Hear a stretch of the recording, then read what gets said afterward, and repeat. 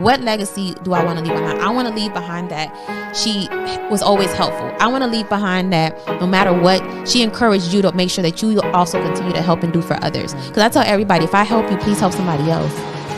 Today on Be the Model, we introduce media personality and fashion icon, radio host and celebrity entertainer, businesswoman and entrepreneur, professional model and artist. Introducing Media Bae.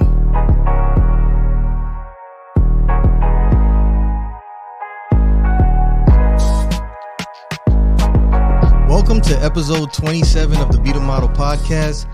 I'm your host, Teddy J, here with my lovely co-host, Miss China. In the house. And today we have a very special guest, media personality and talk show host, the wonderful Media Bae. Hey, Bae, what's good? Welcome. Thanks for joining us today. Thank you for having me. I'm excited. I like when I don't have to interview, when I'm being interviewed. Yes. I mean, we're glad you made it, man. Traffic. I know. It's crazy. It's a struggle. Yeah, but I'm here.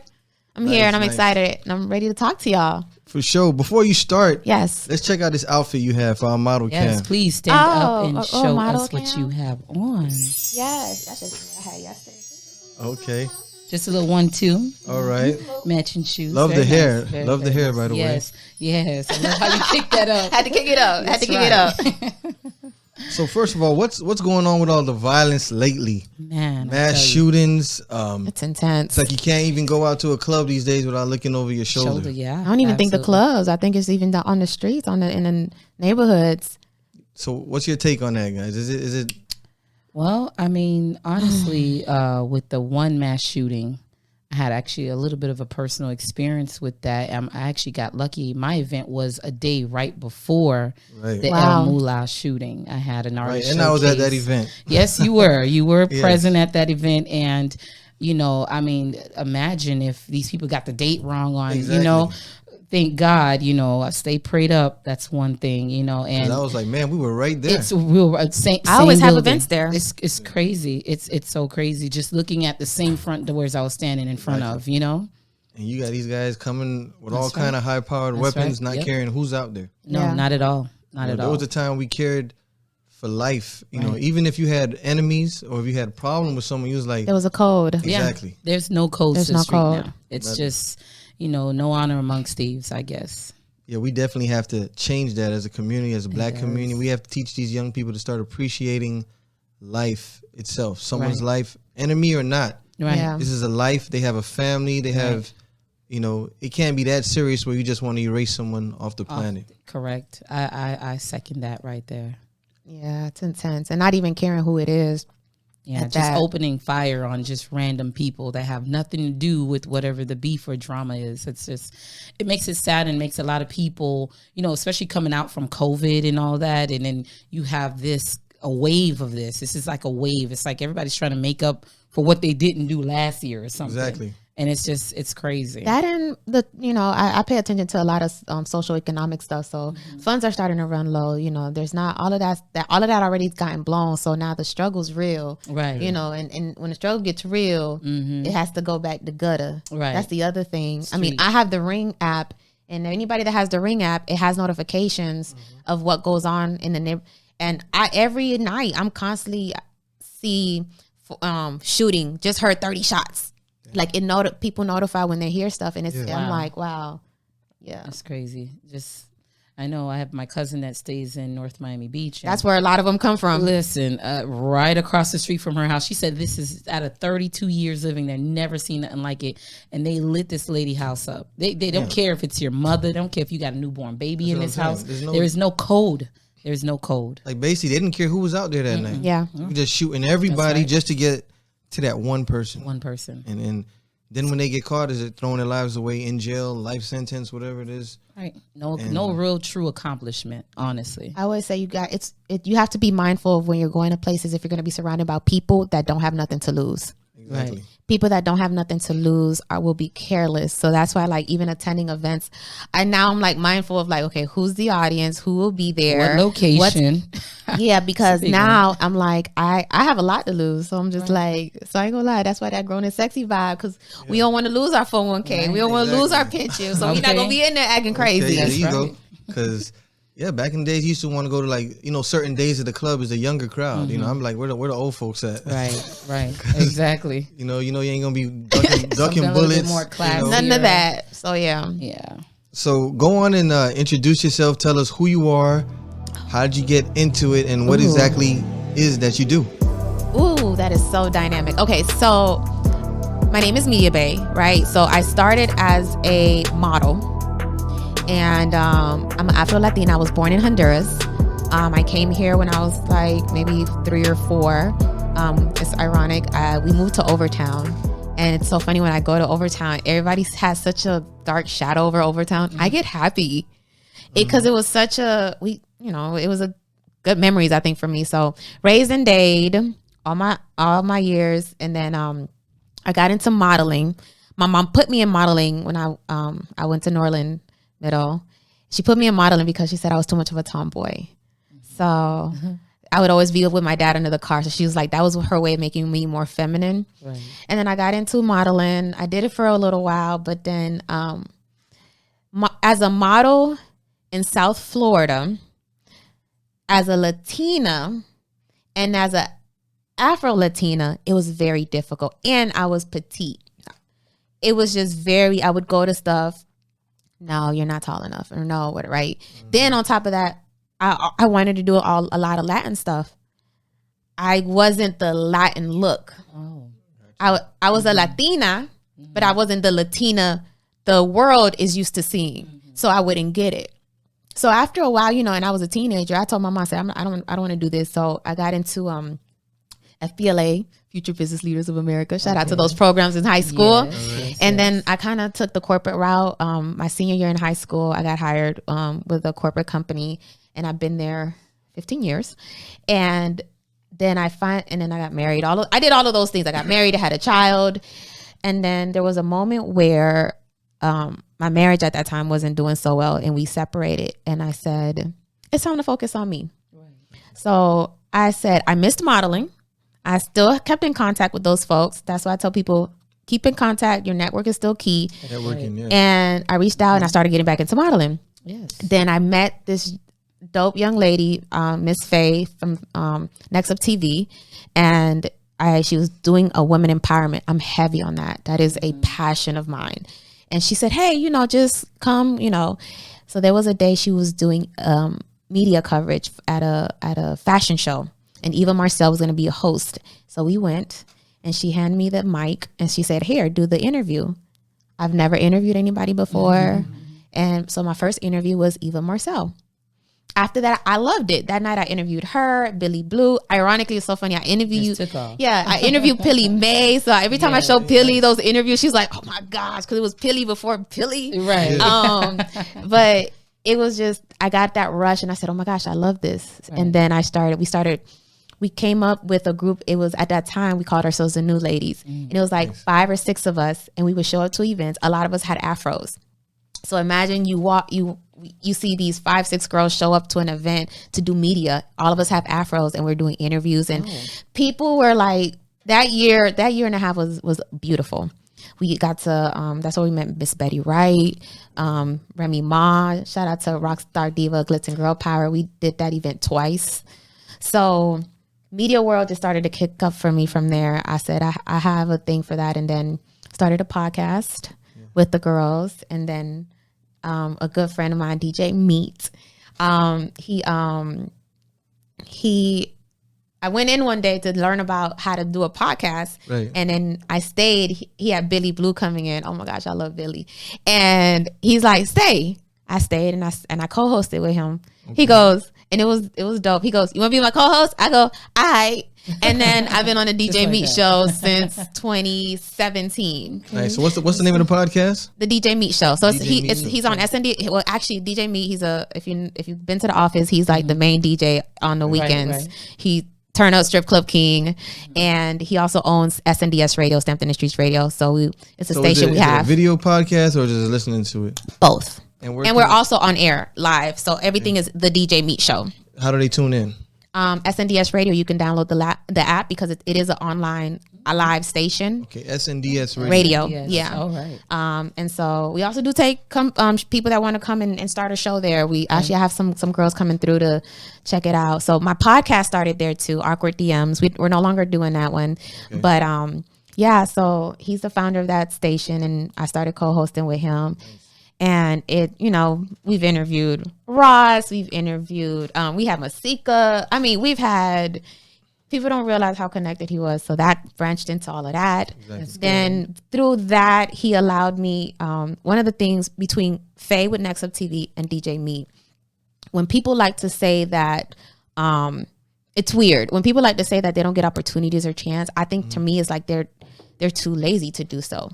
The reason I say that is because both of these individuals gave me access to their platforms and to build and grow. When I was with Next Up TV, I learned to become a photographer, a videographer.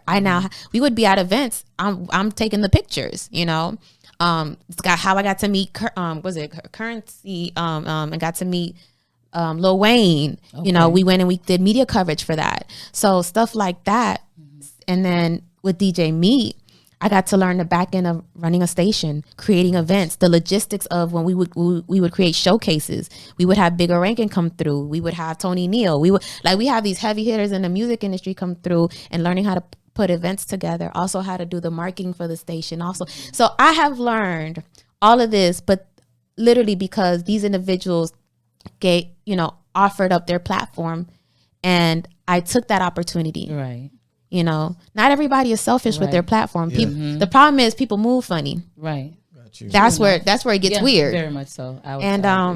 Next thing I know, I was still modeling in this time frame, and I finally said, "Oh my gosh, I'm transitioning out of this." So, I separated from my marriage finally, September 2017, and I rebranded. So I lost my Instagram.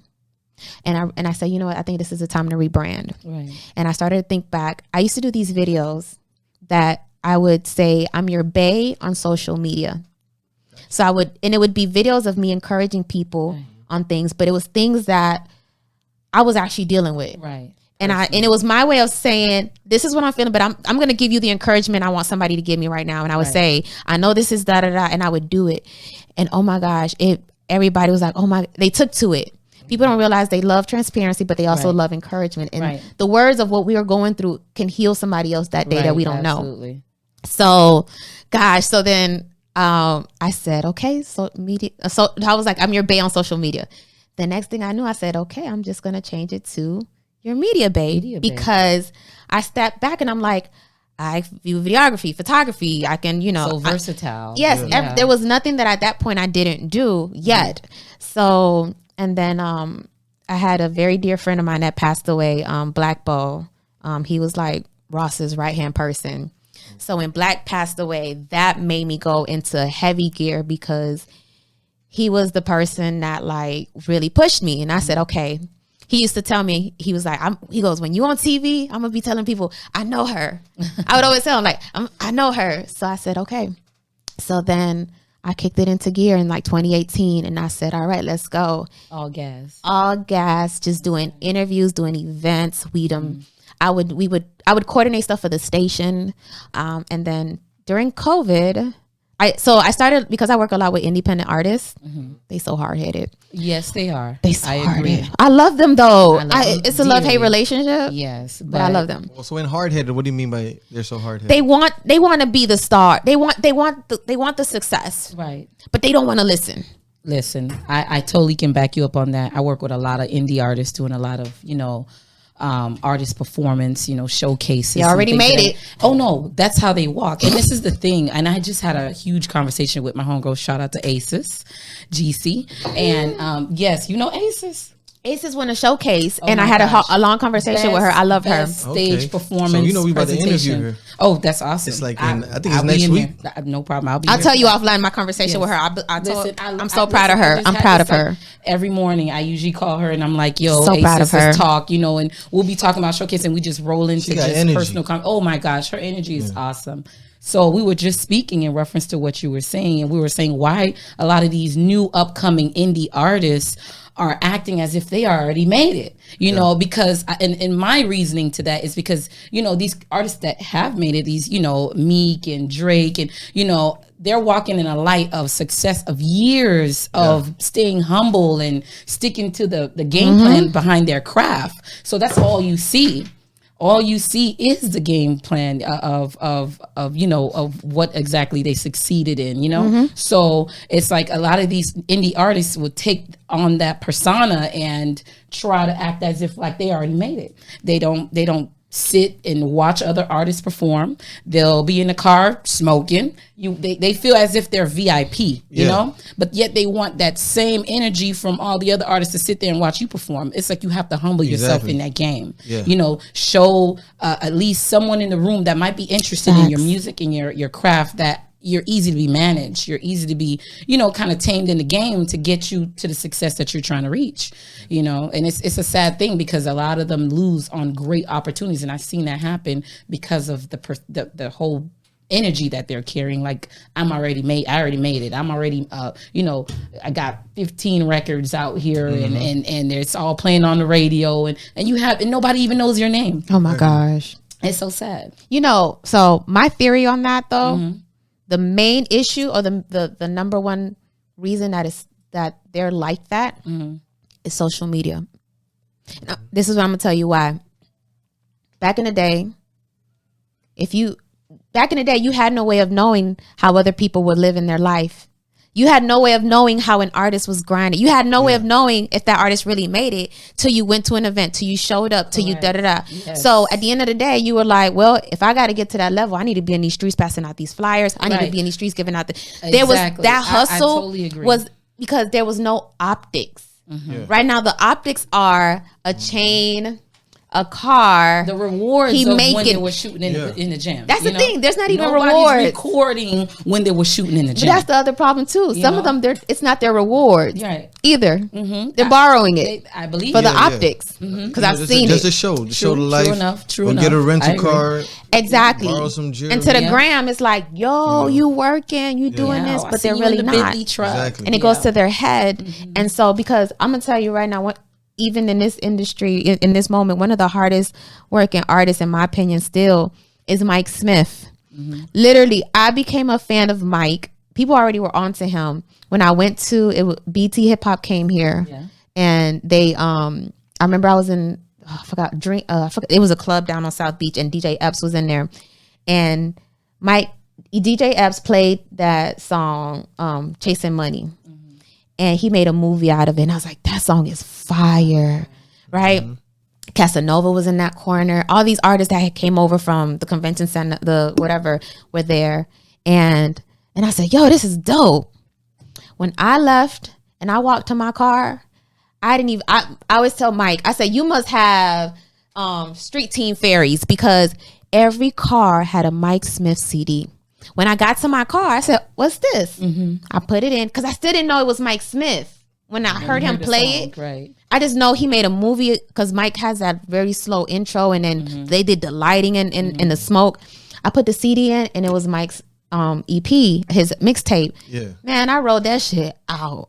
Okay. Whole way home. And when we've interviewed Mike twice, and his brother Rondo, and I always tell him, I say, yo, that grind, that hustle, even when any event Mike goes at, by the time you come out, cars have flyers.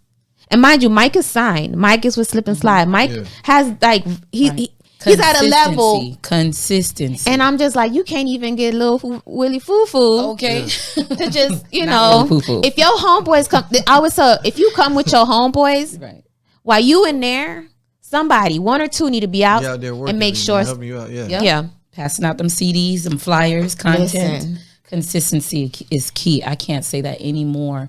And I've been posting that all month. Consistency is key, because I've seen a lot with a lot of artists where they just, like I said, they arrive like they already made it. Yeah. You know, I did the Super Bowl Power of Influence with Ace Magazine, and I'm telling you, so many people. Listen, we're here to network. Somebody get on stage, and you know they give their social media information. You know.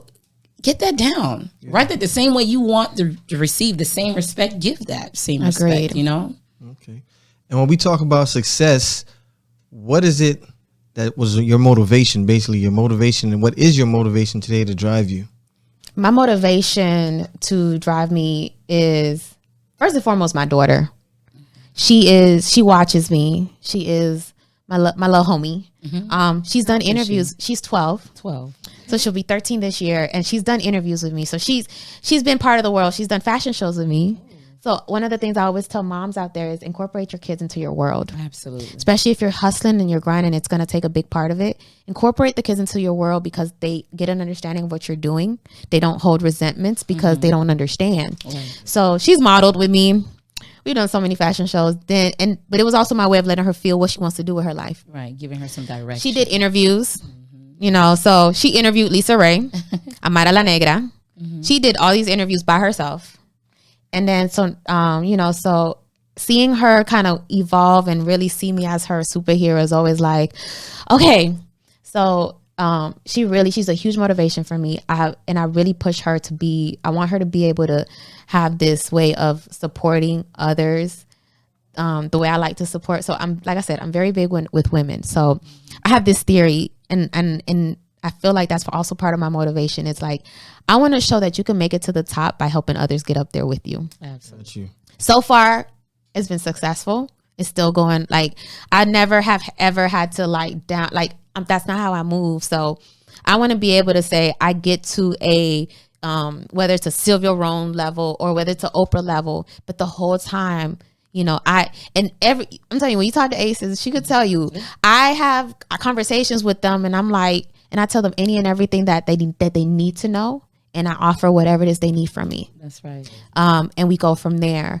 And because when Black passed away, I remember being at the funeral and Wale got up to speak, and Wale said something that was the realest thing ever because it was true. Black was the glue that literally like held all of them. And that's really how, like, everybody had nothing to say that other than the fact that he was just that person but you know, when you go to funerals, you really start to think, what is the legacy I want to leave behind? And that was the thing for me, like, what legacy do I want to leave behind? I want to leave behind that she was always helpful. Oh my gosh. Hey, babe. Media Bae here. We are here at Max Kayla MK season EP drop. I can't wait for you guys to check it out. Make sure that you stream it. If you're not here, DM me. I don't know what to tell you. You should have been here. However, make sure y'all go ahead and tag her, show her love, support, because she's been grinding on this. So make sure you tune in. All right. Later, babe.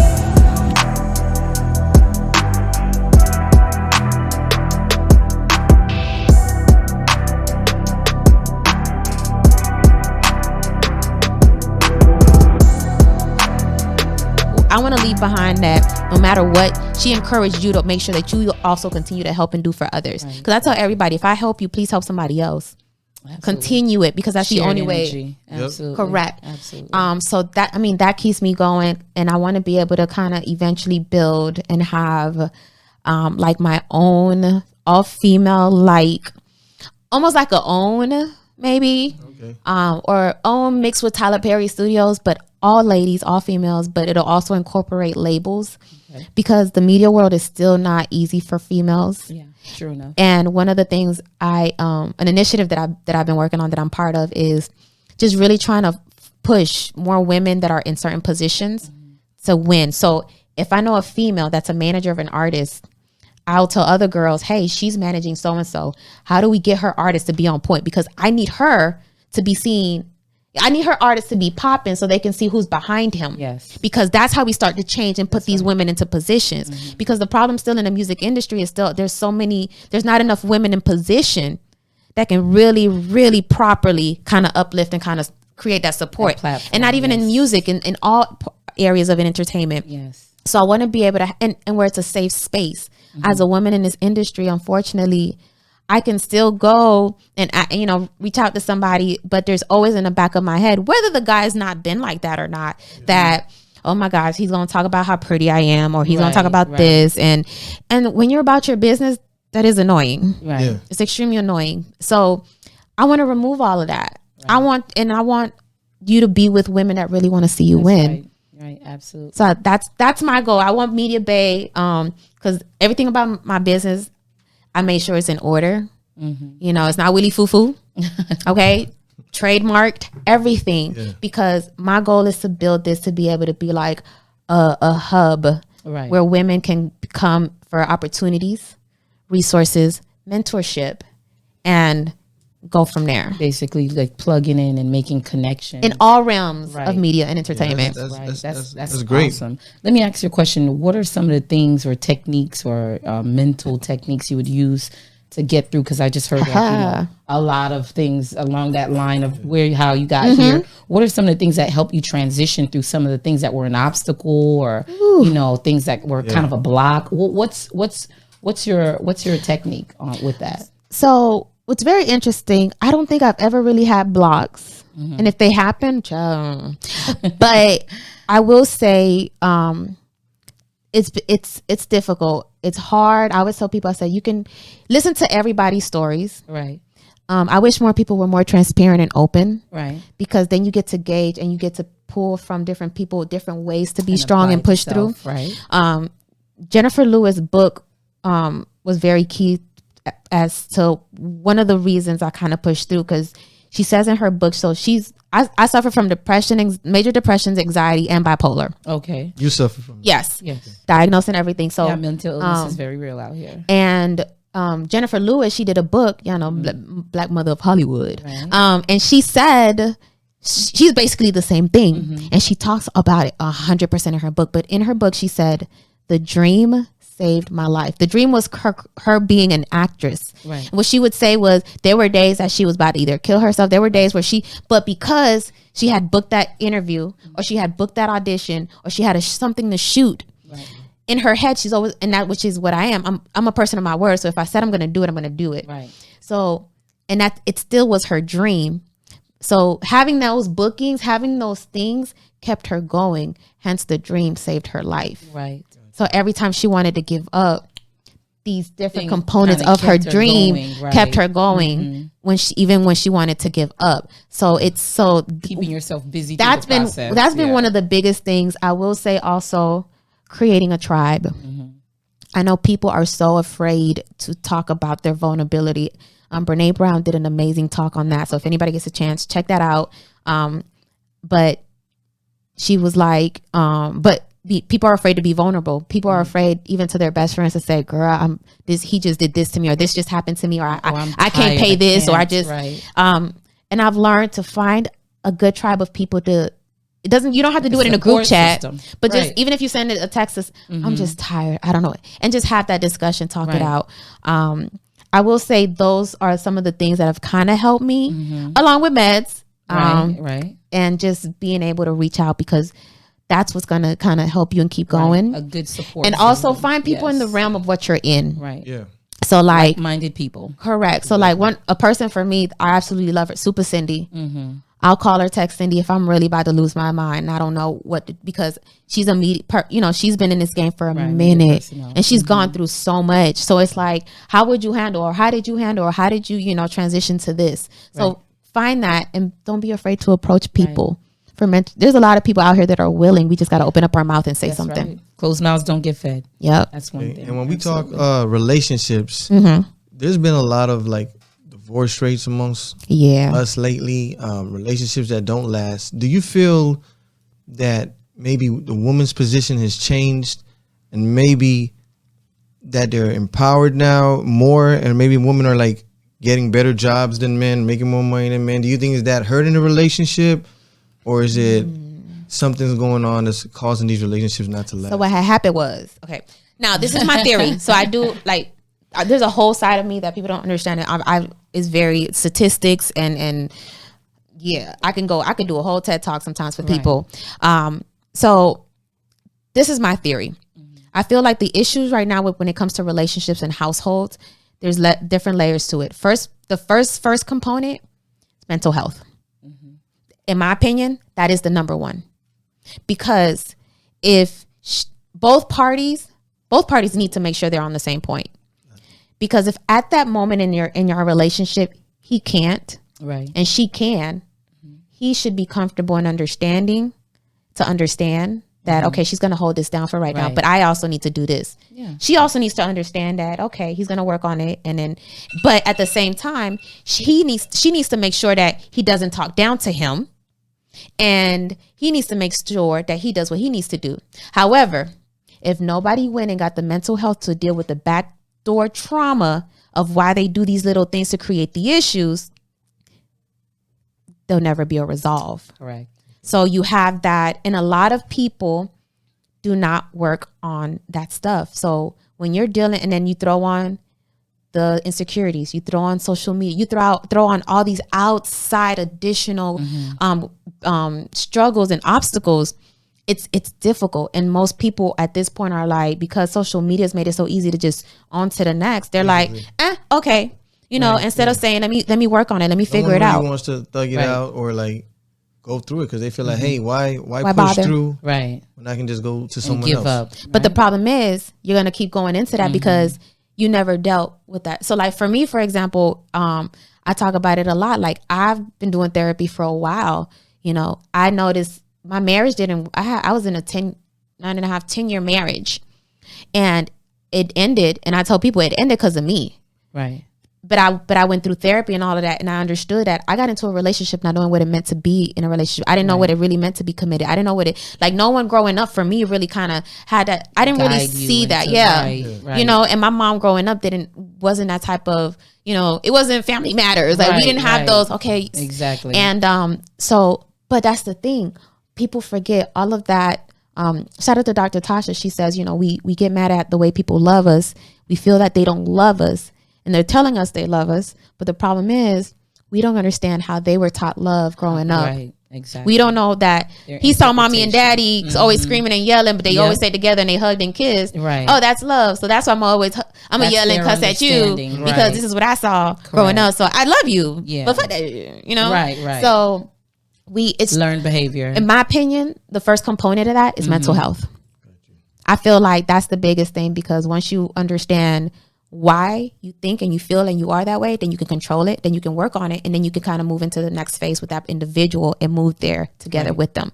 Because then that's how you guys can now collectively come and figure anything out. Right. But while you got those triggers, while you got those triggers ready to go, y'all gonna be yes. It'll be battle. Duking it out. So what advice would you give, let's say your daughter, what advice would you give her on life, on business, and on relationship? What advice would you give her growing up? Oh, hold on. I just told her something too. It was so funny, Lord. So the first thing I tell her, one of the biggest things that I tell her is, because of what I'm learning, is to make sure that everything that she does is for her. Everything that she wants to achieve, everything that's going to make her happy, her happiness and everything needs to be for her. Not tied because it'll make somebody else happy. That's the first and foremost thing, because I learned that a lot of the reasons I would go into depression is because so-and-so would get upset with me, and now I felt like a failure. Right. But I didn't get taught self-love growing up. So that was my biggest thing for her. And then the confidence, because she is so cocky. She's like, I know. But as a girl, I said, I already know when she gets into teenage, I said, I saw her confidence. I see her as a tree. Right. I said, I want to make sure your trunk is so solid. It's such a strong foundation that when people start to hack at it, you will never fall. Right. And that's where she's at. And she's 12, she'll be 13, but I already know that she's, we talk about it. And then I also tell her, I don't care what happens in your life. Have your own, keep your own, maintain your own. That's right. Anybody that comes in your life should only be a plus, should only add value. It should never take anything away from you. If you ever find yourself having to subtract from yourself in any kind of way, whether it's happiness, your activities, whatever, they need to leave. So, and I tell her that all the time. She goes, okay, mommy. And I told her, I said, these are things that I feel will at least kind of get her mindset where she needs to be so that she can transition into whatever she wants to do. Great. And where do you see yourself in the next 10 years? In the next 10 years, at the moment, I see myself kind of being like a consultant or liaison between, I would like to be like a liaison between labels, working with labels and working with, and probably like having my own, I really see Media Bae being like a consultant. People come to me and go, hey, I have an artist, I'm trying to do this. And then I can work with labels on this, or I can pitch shows because, I also put on a virtual concert, Hey Bae Live. Right. So pushing Hey Bae Live and then all of those things. So I expect to see Media Bae really have at that point a set location where people can come and be like, hey, what services do you need? Right. And we can kind of get them going and situated and provide whatever it is they need. I honestly thought you was going to say my own talk show. Yeah. So I know, right? Yeah. So the thing with that, ironically, I've now transitioned. That's why. So I always tell people, just do the stuff. You never know what you end up loving. Right. I've really have fallen in love with behind the scenes stuff. Mm-hmm. I love logistics. Oh my gosh, I'm a logistics junkie. I love producing. I love coming up with concepts and ideas. So like, I literally just came up with a talk show that I'm about to do with a friend, and I said, this is the idea. I said, but I want you to be the host. I'll produce it for you. Creative director. Yeah. I said, we're going to come together. We're going to, make this happen. So, that's the goal. Sometimes in my head, I would love to be like the next female Ryan Seacrest. Girl, I thought you was going to say Wendy Williams.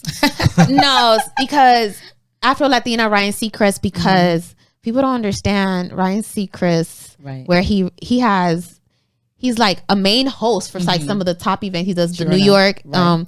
But at the same time, he has his production company. He has his like there's all these other things behind that. Right? Yeah.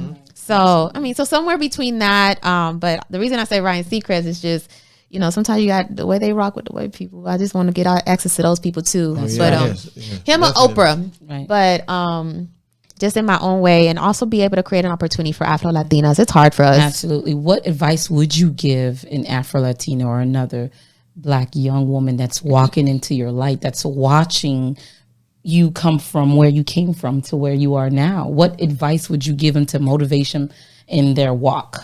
Oh, first things first is, baby girl, don't take nothing that's right personal. Yes. I have been if somebody says no, I can't right now, grain of salt, I just go, yes. Okay, thank you. Absolutely. And I will never bash them. I will never nothing. And so then what I'll go ahead and I'll do is I'll just keep those no's. To me means, okay, I gotta work harder. Right. Yeah. That's it. And when I was modeling, I went from being at castings with girls to then in a year or two later, I was now part of putting on my own fashion show. Right. Now they were casting for me. Yeah. I've learned and seen in this world, and in this industry, everything just can change. The person that was in that position with you now is in position to hire you. So you never know. So, never take anything personal. Right. If somebody says no and you really want to know why, politely ask, okay, but why? And understand and take that and work on it.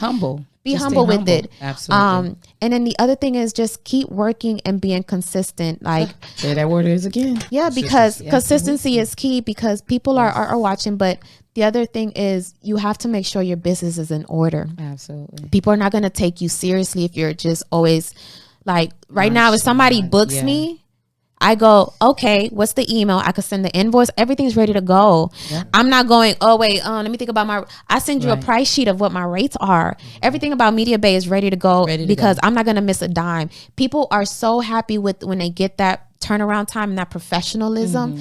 See, the thing is, when you're doing this, I always tell people, make sure you stand out. When I was a model, I still kind of am, but when I was doing modeling on a regular, my photographers loved me because, unlike today, but typically I was already there ahead of time with my hair and makeup, or if makeup was there, I was there already ahead of time, ready to go.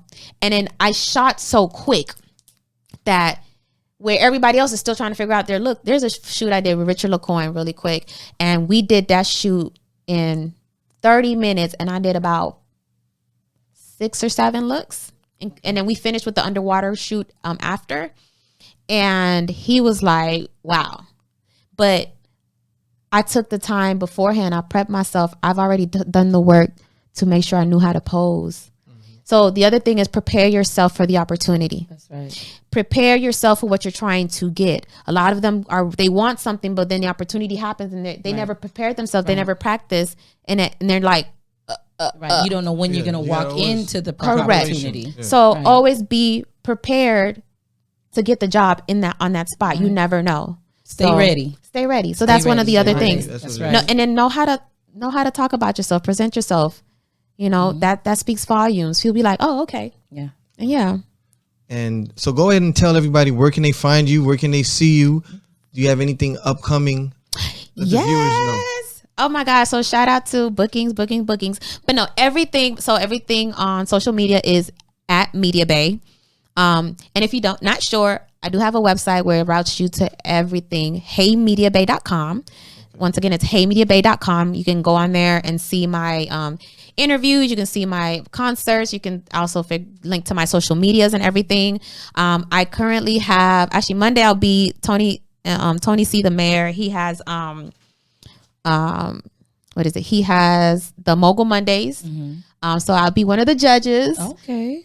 So I'll be judging that this Monday at 954. It's on my page. The flyer's there. I look cute. That's right. Also, I'm gonna be doing a interview for an artist. They're gonna do like a reveal of her, but it'll be like an interview process, so people gonna get to know her. So I just got booked for that. And then shout out to Big Hef from the Midwest. I'll be hosting for Rolling Loud Weekend his 2-day concert at Exchange Miami. He's having like different labels, Universal, Empire. They're gonna come through and then watch all these artists perform.